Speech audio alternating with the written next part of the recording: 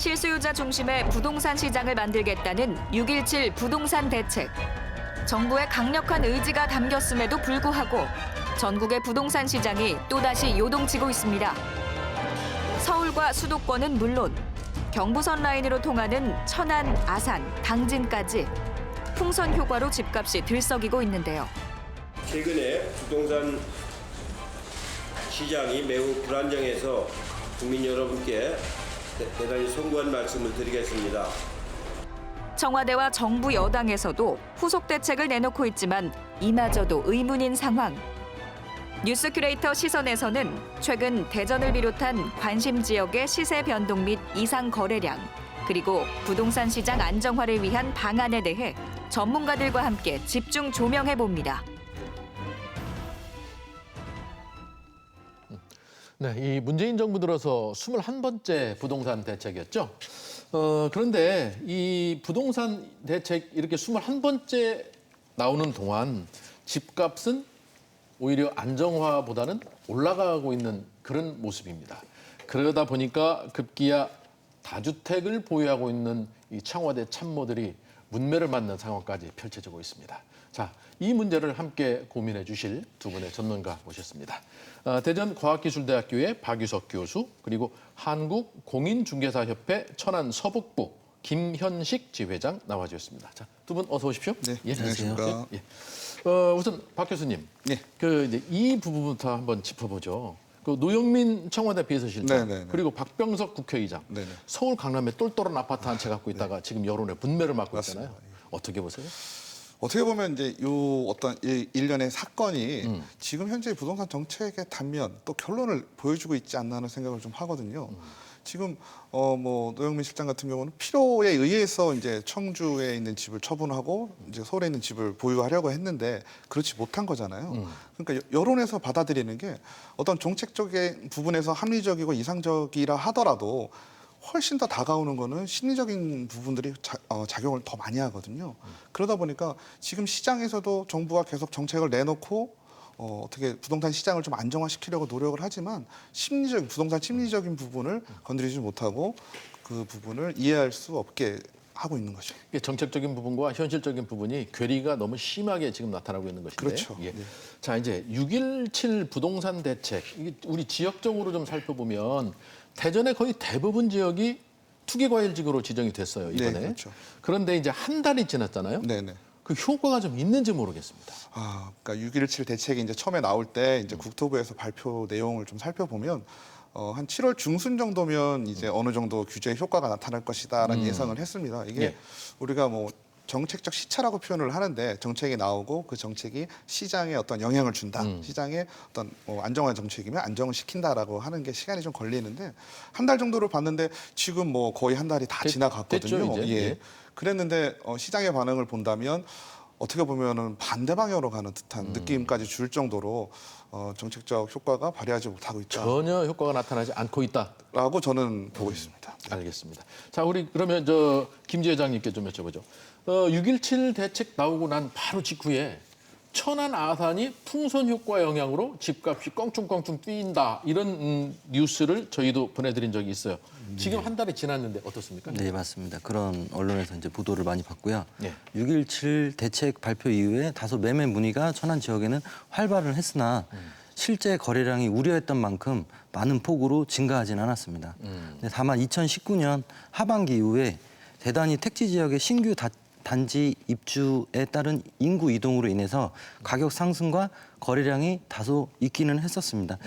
근데 이제 대부분의 신규 단지 입주 시기에는 그 정도의 가격 상승과 거래량은 과거에도 그 정도는 있었던 정도였고, 오히려 6.17 대책 이후 단기 시세 차익을 보시렸던 분들과 금융권의 대출 억제에 따라서 실수요자 중심으로 가격 하락에 대한 우려 등으로 현재로서는 관망세로 지금 돌아섰다고 보여집니다. 그러니까 걱정했던 그런 풍선 효과는 초반에 반짝, 그리고 이후로는 이제 그런 현상이 나타나지 않고 네네. 예, 그렇게 보이시는데 네. 그렇다고 하더라도요.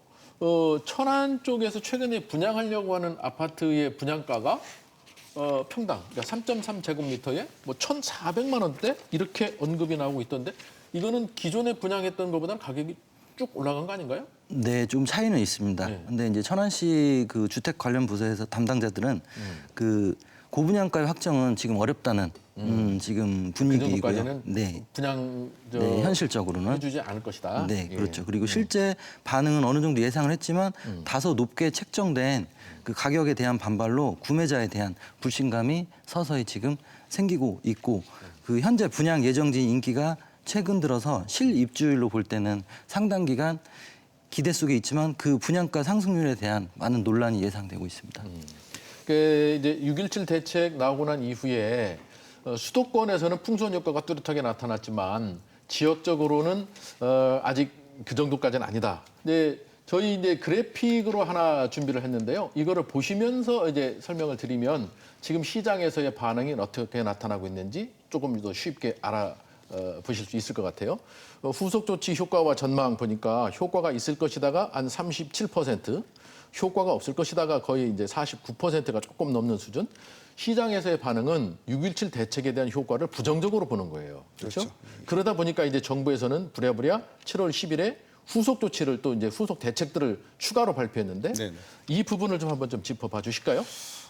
그러니까 우리가 지금까지 정부 정책을요, 뭐 21번째, 22번째 뭐 이런 식으로 표현을 하는데요. 예. 큰 틀에서 보면은 이제 큰 게 몇 가지를 정해놓고 이제 그거에 대한 어떤 실행 조치 뭐 이런 식으로 얘기를 하는데요. 예.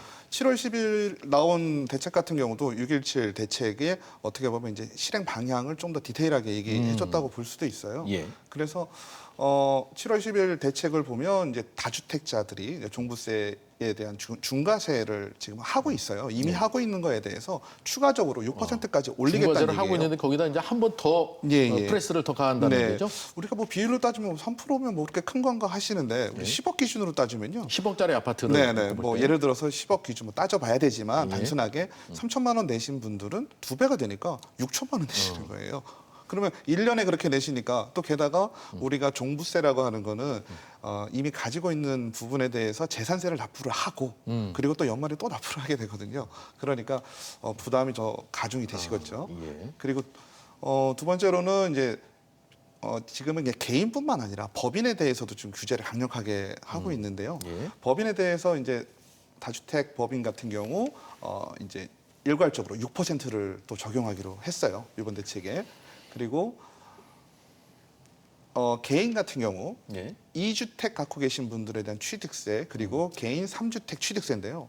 우리가 취득세는 부동산은 기본적으로 4%고요. 주택에 대해서는 혜택을 줘서 1에서 3%까지 주고 있는데 이 부분도 마찬가지로 8%, 12%까지 올린다 그러면 2배에서 3배까지예요. 기준 뭐 3%라고 하면 3천만 원이 8%가 되면 8천만 원이 되는 거죠. 근데 요거에 대한 문제는 우리가 조금 더 말씀을 좀 드리면 취득세가 높아지게 된다. 뭐 또 이제 양도세 얘기도 나오지만 그러면 이건 부동산 가격을 부추기는 효과가 또 나타냅니다. 내가 시장에서의 반응은 지금까지 그렇게 나타나고 있어요. 그렇죠? 네, 맞습니다. 네, 그래서 10억짜리를 샀는데 3천만 원 3%를 냈다면 10억 3천만 원이 내가 산 금액이 돼요. 그렇겠죠. 그러면 사자마자 가격이 오르는 거예요. 근데 그 부분까지도 지금 취득세를 8% 12%까지 올린다라는 거는 조금 불편한 여러분들 구입을 하시는데 그런 상황이 될 수 있을 것 같고요. 그리고 당연히 취득세도 오르고 양도소득세 비율도 최대 60%에서 70%까지 이제 10% 더 추가적으로 인상을 했고요. 그리고 지금 현재 단기 임대, 장기 임대 해가지고 최근에 문재인 정부에 들어서 주택임대 사업자에 대한 제도를 장려했습니다. 처음에 시작할 때는 네, 그랬죠. 장려를 하고 그거에 대해서 혜택도 많이 줬어요.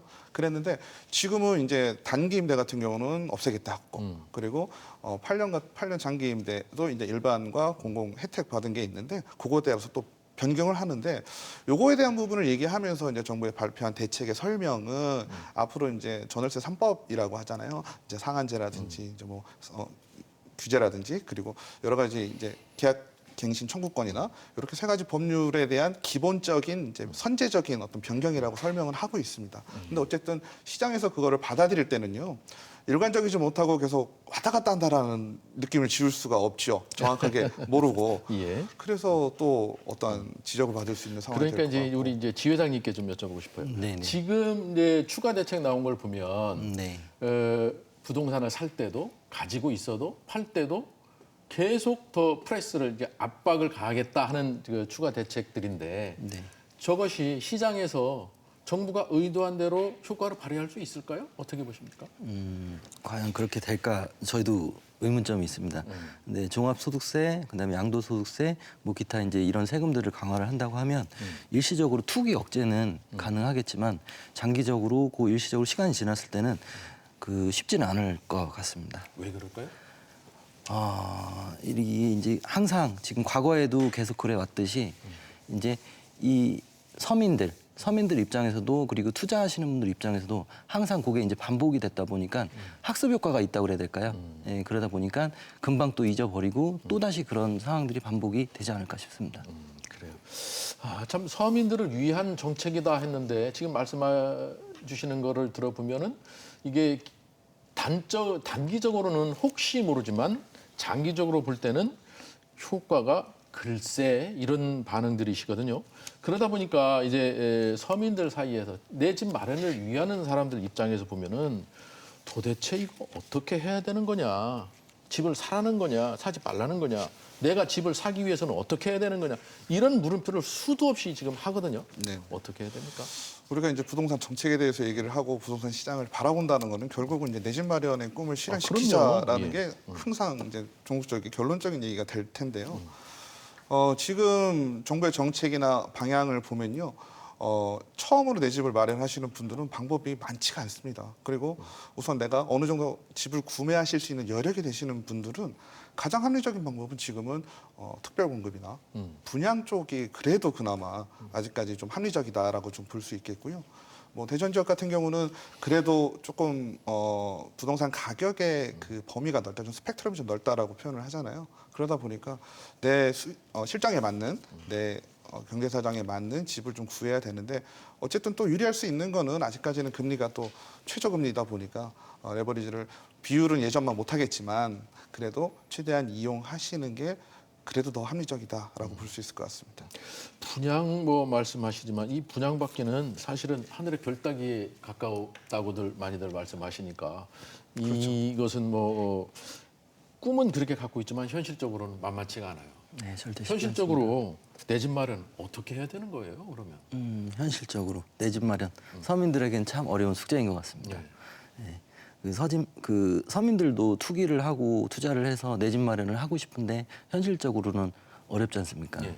그래서 이제 내 집 마련은 정답은 없는 것 같고요. 제 생각에는 이 중개업을 하고 있는 입장에서는 일반 서민분들이 내 집을 마련하려면 항상 내가 가지고 있는 자금에서 정부 정책 잘 살피시고 그다음에 그 현재 상황에 맞게끔 내 자본 가지고 거기에 맞는 내 주택을 하루빨리 구입을 하시는 게 좋을 것 같습니다.